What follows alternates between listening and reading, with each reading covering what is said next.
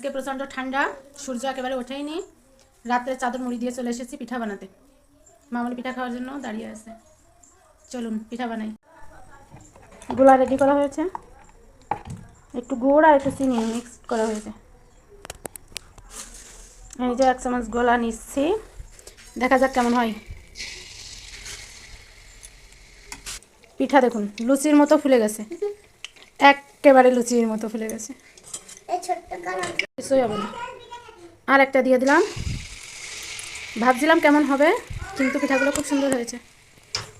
দেখো কি সুন্দর ফুলেছে পিঠাটা, একেবারে লুচির মতো গোল। একটা খাবার দাঁড়াও, ওটা ঠান্ডা হোক ঠান্ডা হোক। যেহেতু এক হাতে ফোন ধরা, এক হাতে নরম ছিঁড়ে যাচ্ছে গরম গরম। কেমন মিষ্টি হয়েছে, টেস্টি হয়েছে, দারুন দারুন। আর কি চাই, সার্টিফিকেট পেয়ে গেছি। এবার তোমার কি করিল? পিঠে যেহেতু ভালো আছে, 2 3 কানে একবার। হ্যাঁ, পিঠে ভালো উঠলে এমনিই ভালো লাগে, তাই না? পিঠে যদি ওঠে ভালো, সে এমনি। ওই দেখো পিঠে সর, পিঠে সর, পিঠে নিয়ে দৌড়, পিঠে সর, পিঠে নিয়ে দৌড়, পিঠে সর, পিঠে নিয়েই দৌড়। দারুণ।